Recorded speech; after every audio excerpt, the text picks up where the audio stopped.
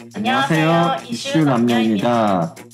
오늘도 이슈를 꼭 짚어보겠습니다. 오늘 경기도 의원이 도박 현행법으로 체포되는 기사가 있었습니다. 현직 지방의원이 도박으로 체포되었다니 정말 충격적입니다.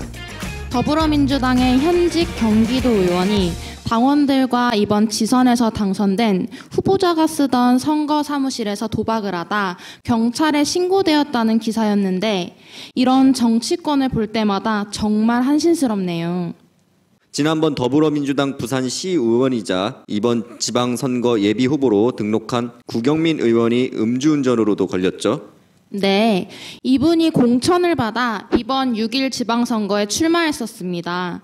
물론 당선은 되지 못했지만 이런 후보를 공천한 더불어민주당은 도덕성에 매우 심각한 문제가 있습니다. 지난 국회의원들의 각종 성비위 의혹도 모자라 도박, 음주운전까지 정치권 정말 빨리 개혁해야겠습니다. 네, 다음 이슈입니다. 천안함 좌초설 주장 신상철 무죄 확정, 기소 12년 만이라고 합니다. 천안함 좌초설을 제기해 명예훼손 혐의로 재판에 넘겨진 인터넷 매체 서프라이즈의 신상철 전 대표가 대법원에서 무죄를 확정받았습니다. 대법원 판결이 있었던 날은 천안함 용사들이 청와대 오찬을 초청받았던 날이기도 한데, 정말 이런 우울한 기사를 접하다니 너무나 가슴 아픕니다. 신 전 대표는 당시 천안함은 좌초 후 미군함 등과의 충돌로 침몰한 것이 명백한데도 정부와 군이 북한의 어뢰 공격으로 침몰한 것처럼 짜맞추기 위해 원인을 조작하고 있다는 내용의 글을 여러 차례 게재했습니다. 천안함 함장이셨던 최원일 함장님 및 천안함 전사자인 고 민평기 상사분들이 페이스북에서 여러 차례 이 일을 언급하신 바 있습니다. 더욱이 문재인 정권에서는 천안함을 재조사해야 한다고 했다가 국민들의 문매를 받은 바 있는데요. 1심에서는 1심 공소 사실 34건 중 2건 유죄, 2심서 모든 무죄를 받았었고, 이번 대법원 재판에서 최종 무죄 판결을 받은 것이지요.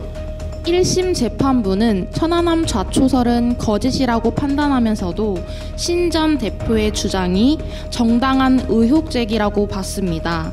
다만 생존자 구조를 고의적으로 지연하고 있다, 국방부 장관이 증거를 인멸했다는 주장 등 김태형 당시 국방부 장관 등을 비방한 부분은 유죄로 판단한다면서 징역 8개월에 집행유예 2년을 선고했습니다. 하지만 2심은 유죄가 선고된 2건도 모두 무죄로 판단했습니다.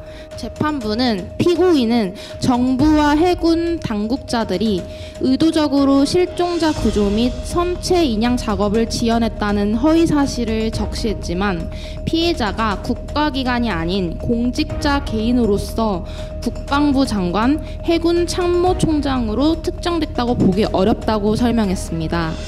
네, 또한 당시 김태형 국방부 장관이 한미 좌현 하부에 스크래치를 지워 증거를 인멸했고, 피고인이 한미 부분을 조사할 당시 스크래치가 지워진 것을 발견했다는 허위 사실을 적시했지만, 피고인에게 사실의 허위성에 대한 인식이 있었다고 보기 어렵다고도 밝혔죠.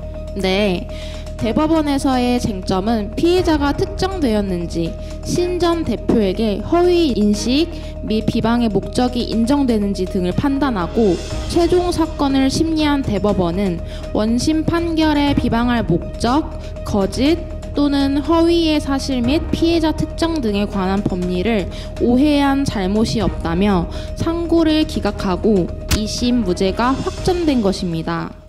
대한민국을 지키기 위한 천안함 용사들의 명예를 짓밟고 끊임없이 허위 사실을 말한 것이 무죄라니 정말 답답합니다. 호국 보훈의 달 대한민국을 지킨 용사들의 명예가 반드시 지켜지는 진정한 호국 보훈의 대한민국이 되어야 되겠습니다. 끝으로 대구 수성구 범어동 방화 사건으로 돌아가신 7분의 명복을 빌며 다치신 50여 분의 쾌유를 기원하겠습니다. 네, 대한민국이 많이 가물었는데 단비 소식도 기대합니다.